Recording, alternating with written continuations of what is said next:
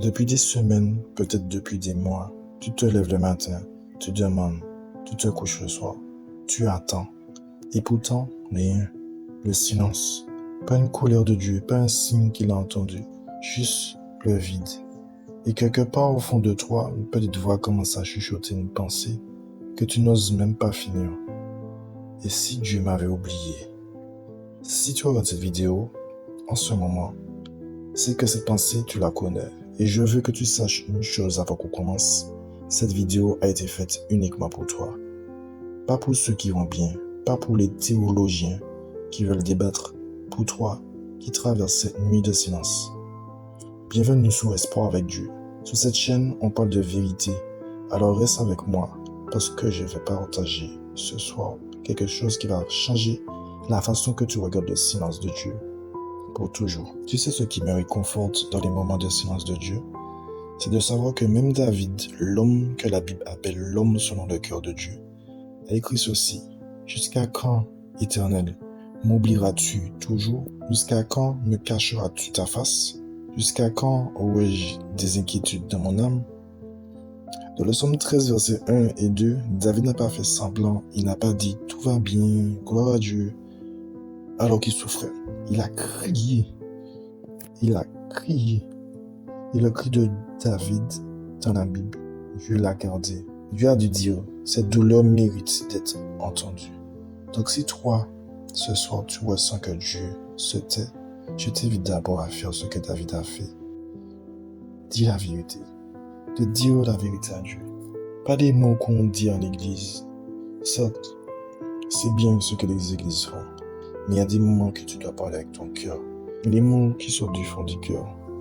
Comme Seigneur, je comprends pas, je souffre et j'ai besoin que tu me parles.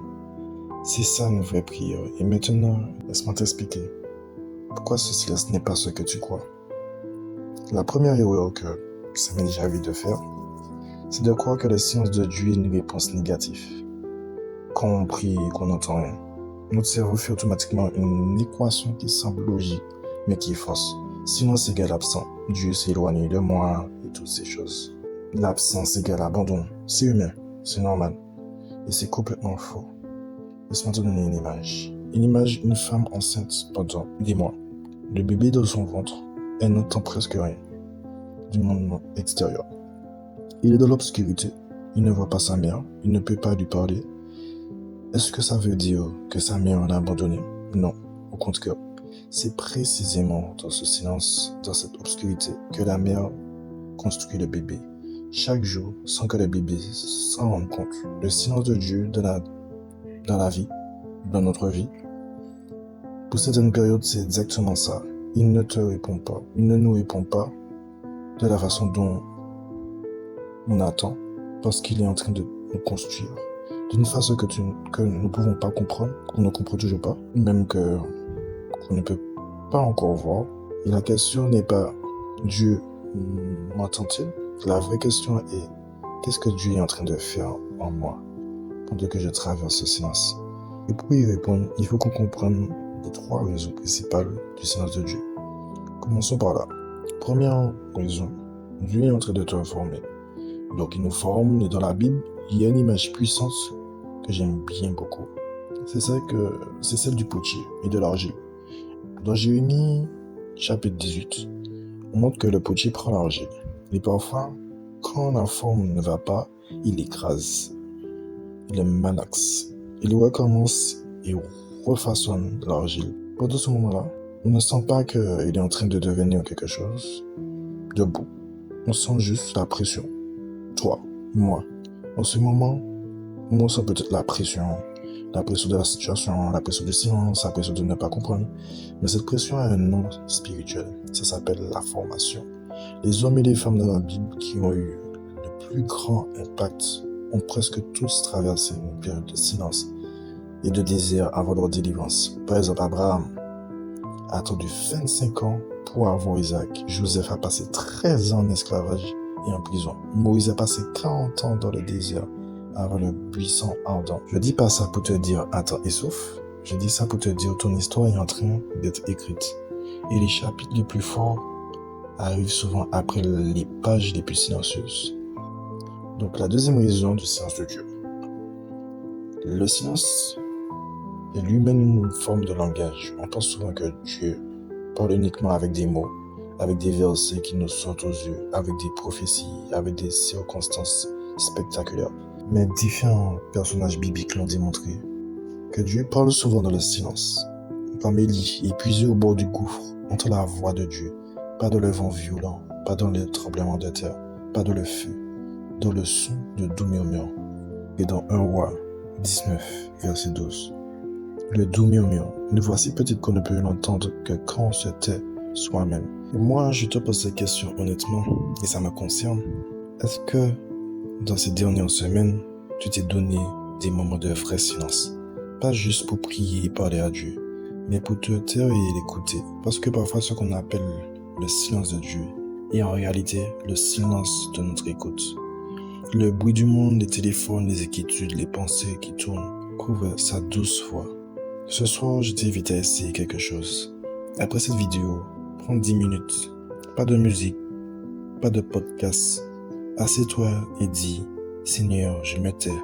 Parle-moi. Vous serez surpris de ce qui peut se passer dans ces 10 minutes. Donc voilà, la troisième raison est plus difficile à entendre, mais c'est aussi la plus libératrice. Parfois, le silence de Dieu vient du fait qu'on court dans la mauvaise direction. Tu connais l'histoire de Jonas. Jonas reçoit une mission claire de Dieu. Aller à Ninive. Il n'aime pas l'idée et il part dans la direction opposée. Il monte sur un bateau, il pense qu'il échappe à Dieu. Et là, Dieu se tait. Il n'insiste pas. Il ne crie pas.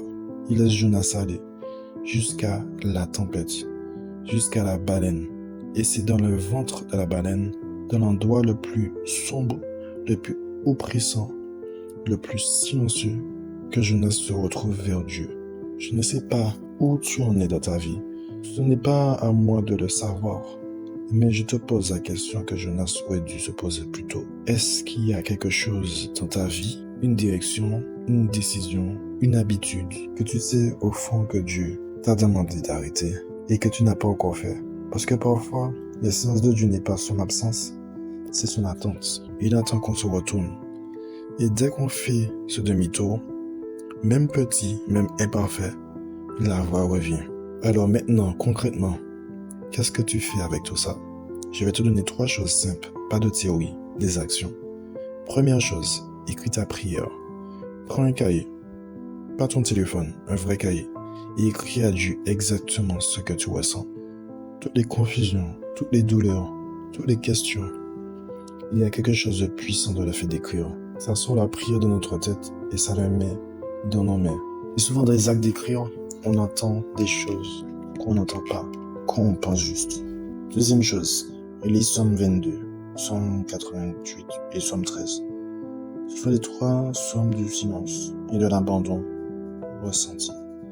Ils ont été écrits pour toi, pour ces nuits-là, et tu verras que dans chacun de ces sommes, même dans la plainte la plus profonde, il y a un retournement, même quand on ne le sent pas. Troisième chose, dis-le à quelqu'un, pas pour te plaindre, mais parce que l'isolement spirituel amplifie le silence. Trouve une personne de confiance, un ami, un frère ou une sœur de la foi, et dis-lui simplement, je traverse une période difficile dans ma relation avec Dieu. Prie avec moi. Juste une toute petite prière, une simple prière d'un ami peut tout changer. Avant qu'on se quitte, j'aimerais prier avec toi. Si tu le veux bien, tu peux fermer les yeux ou rester comme tu es. Mais je t'invite juste à recevoir ces mots. Seigneur, je viens devant toi au nom de la personne qui regarde cette vidéo. Tu sais tout, papa. Tu sais exactement ce qu'elle traverse. Tu connais la durée de son silence. Tu connais la profondeur de sa douleur. Je te demande ce soir de lui faire sentir ta présence d'une façon qu'elle n'oubliera pas.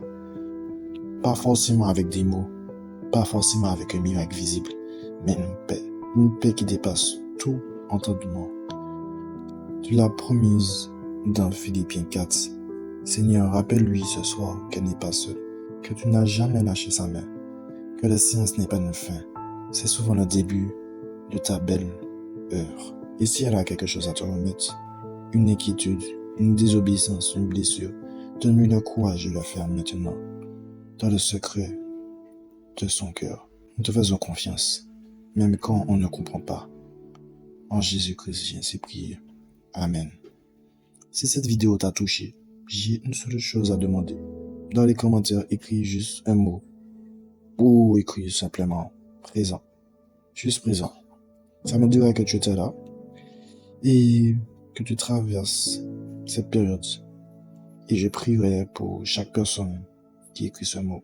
Et si tu penses à quelqu'un dans ton entourage qui traverse la même chose en ce moment, partage-lui cette vidéo. Peut-être que cette vidéo, c'est exactement ce dont cette personne a besoin. Abonne-toi si tu veux qu'on continue ce chemin ensemble. Que le Seigneur te bénisse.